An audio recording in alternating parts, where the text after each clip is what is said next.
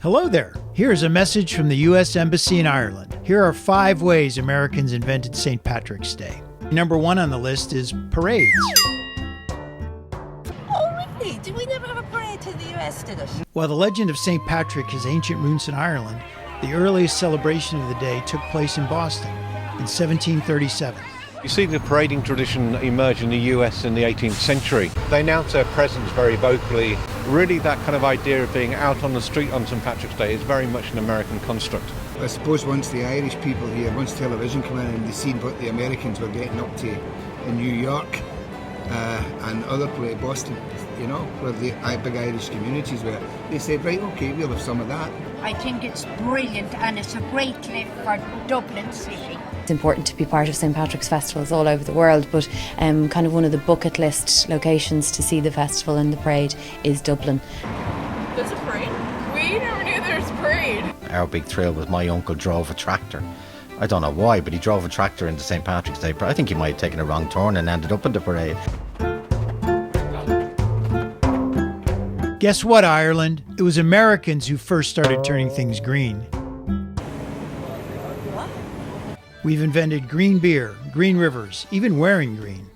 Green beer, no thanks, but you've given it to us, and thankfully we've given it back. I suppose maybe some people might think the Liffey has a bit of a green tint anyway, so it mightn't necessarily be needed on a certain day. I turned green after a night out drinking, but I don't want to say that in front of my daughter.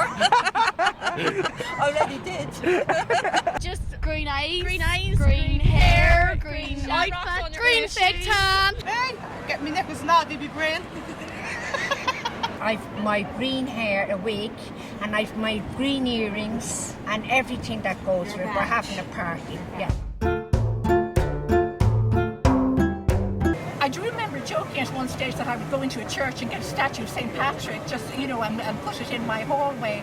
And I kept thinking, well, why would I do that?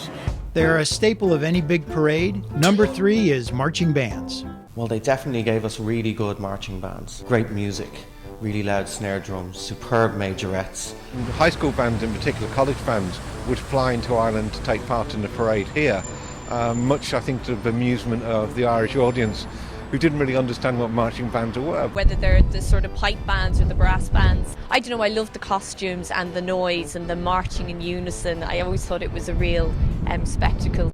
It's the dish we gave to the Irish. The dish we think is more Irish than you guys do. Corned beef, I just don't eat beef. I'm a vegetarian, so don't talk to me with beef, okay? Corned beef and cabbage is at number 4. Yeah, this is one that everyone was asking me in America. They're like, have you ever had corned beef and cabbage? I was like, I don't know what you're on about. I've never had it before, ever. Corned beef and cabbage, one of my favourite meals, or a meal that my mother used to make. No. If we were looking for a traditional Irish meal, it wouldn't be corned beef and cabbage, it would be bacon and cabbage. Corned beef and cabbage, not so popular here, but obviously one of the great meals for St. Patrick's Day. So corned beef and cabbage, yeah, I'll take that. I'll take it, and I like it too. I like St. Patrick's Day. Last but not least, it's the most important date on the Irish-American calendar. The day when your Taoiseach meets our president in the Oval Office. Number 5 is keys to the White House.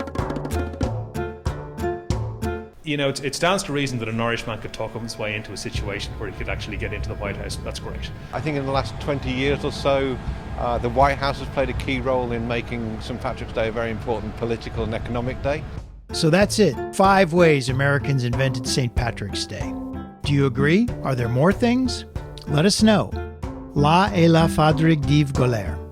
We're a tiny island in the middle of the Atlantic Ocean, and everybody wants a bit of Ireland, so what more can you say?